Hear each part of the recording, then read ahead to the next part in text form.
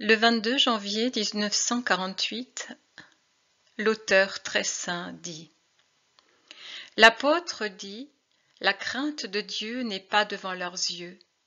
Par cette brève affirmation, il explique toutes les dépravations de l'esprit incirconcis. La crainte de Dieu, comment la définir? Est-ce la peur? Peur de Dieu, comme s'il était un justicier inexorable, prêt à se réjouir des punitions infligées? Comme s'il était un inquisiteur soucieux de ne pas laisser passer les moindres imperfections et avide d'expédier tout le monde aux tortures éternelles? Non. Dieu est charité et on ne doit pas avoir peur de lui.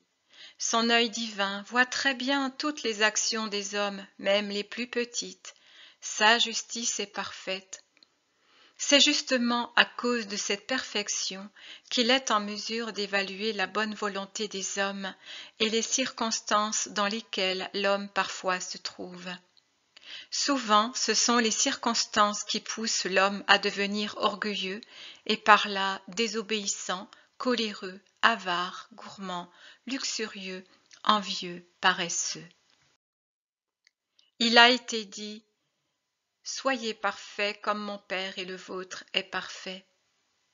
Ces paroles n'ont pas été dites pour vous faire peur, mais pour vous stimuler à donner le meilleur de vous-même.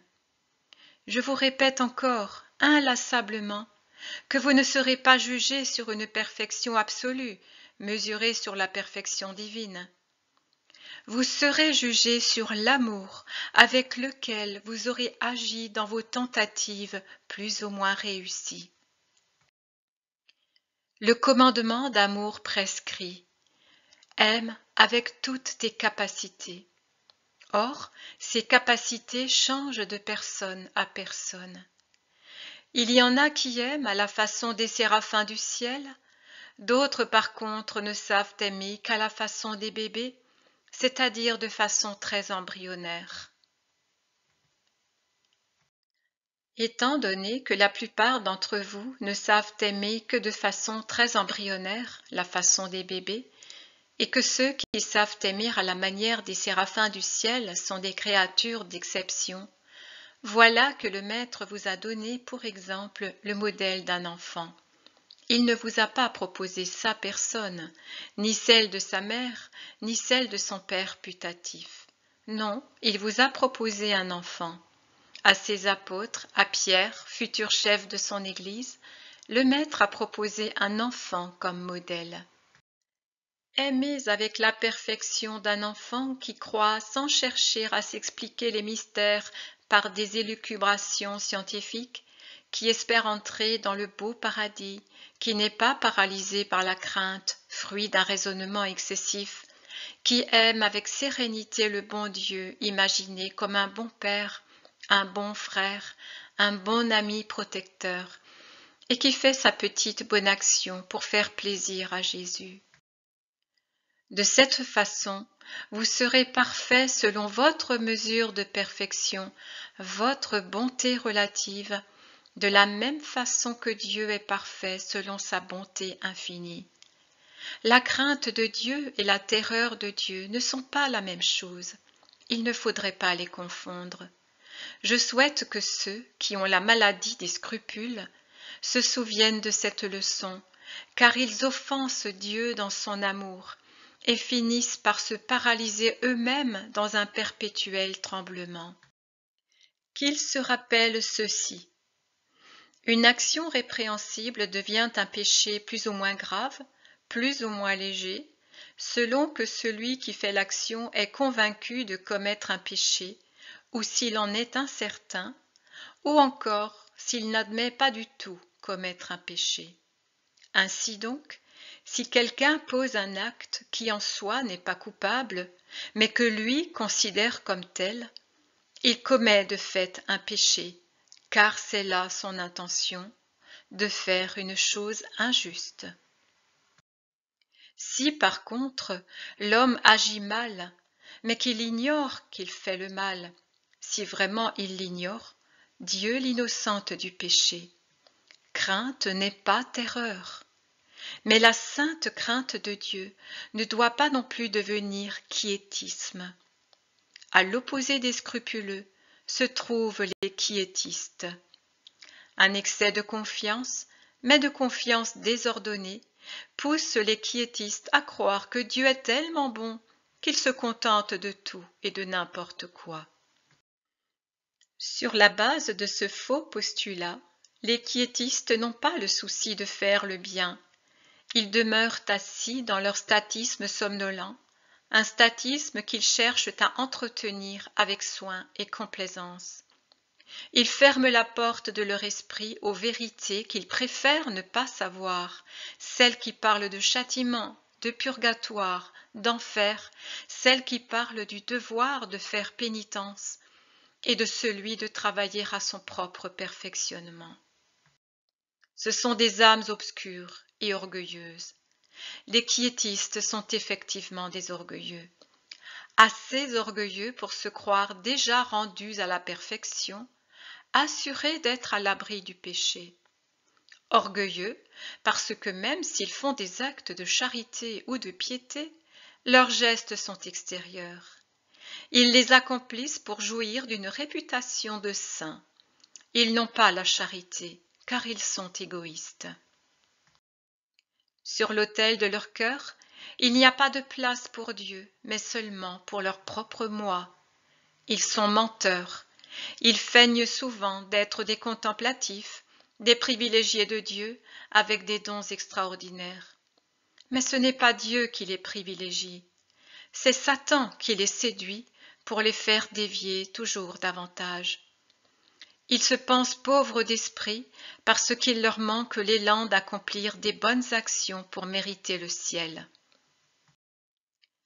Mais ils ne sont pas pauvres d'esprit. Ils sont remplis d'une gourmandise et d'une avarice des plus profondes et mesquines. Et ils sont paresseux. Ils n'aiment pas pratiquer la tempérance, car ils ne refusent rien à la matière. Si quelqu'un leur dit « Tu n'as pas le droit de faire ce que tu fais », ils répondent « Dieu le demande pour nous éprouver. Mais nous sommes capables de sortir de l'illicite avec la même facilité avec laquelle nous y entrons, car nous sommes fixés en Dieu. » Ce sont de véritables hérétiques, et Dieu les abhorre. Enfin, il y a les justes. Ils ont la crainte de Dieu, une crainte douce et révérentielle. Ils ne veulent pas faire de la peine au bon Dieu. Par conséquent, ils font tout ce qui est en leur pouvoir pour accomplir des bonnes actions et pour les accomplir le mieux qu'il leur est possible. S'il leur arrive de tomber dans des péchés ou des imperfections, leur repentir ardent les pousse vers le bon Dieu, dans le but de déposer à ses pieds leur fardeau avec une volonté ardente de réparation. La faute involontaire ne les paralyse pas. Ils savent que Dieu est Père, et Père compatissant. Ils lavent, réparent et reconstruisent ce que de façon traître et agressive, la ruse multiforme de l'adversaire a sali, abîmé, abattu. Ils font cela sous la poussée de leur amour, un amour qu'ils ne cessent de demander, et de façon toujours plus forte à l'amour divin. Mets ton amour dans mon cœur, Seigneur.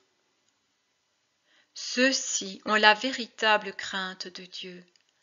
En quoi consiste donc cette véritable crainte de Dieu toujours plus vive dans l'esprit des justes? La crainte de Dieu est obéissance, amour, force, humilité, douceur, simplicité.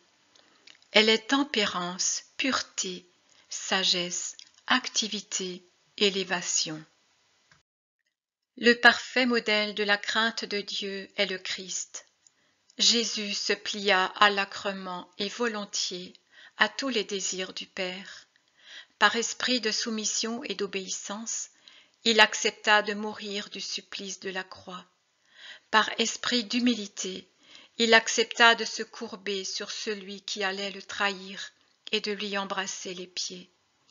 il fit preuve de force contre toutes les embûches. Il fut simple comme un enfant, doux comme un agneau, tempérant comme un ascète, pur comme un ange, plus qu'un ange. Il fut sage, étant l'homme qui formait un seul tout avec Dieu, et contemplatif. Contemplatif, car son esprit, par ses ravissements et ses adorations parfaites, faisait tressaillir de joie le ciel entier, ce ciel qui enfin voyait monter de la terre, de l'homme, une adoration qui rassasiait le brasier de Dieu.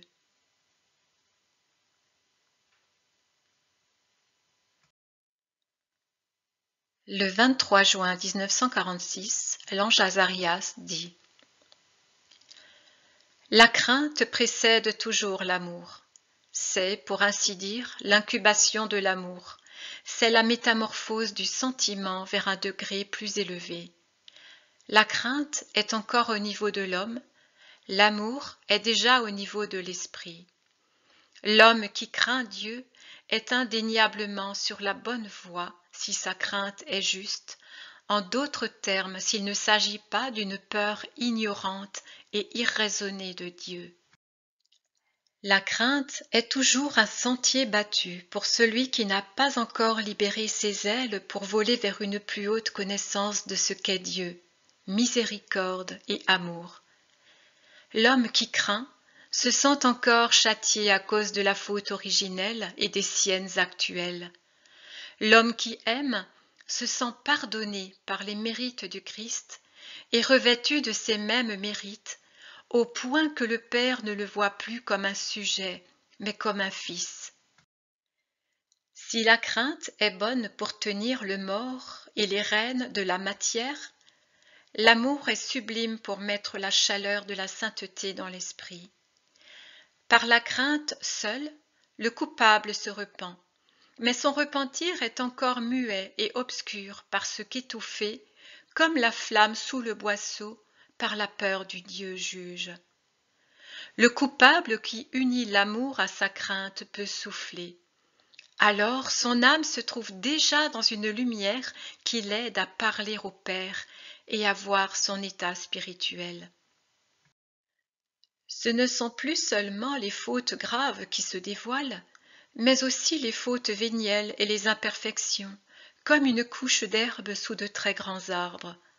À partir du moment où l'on s'en rend compte, il devient possible non seulement de scier les arbres, mais aussi d'arracher les plantes pour préparer le terrain afin de pouvoir y semer les vertus chères à Dieu.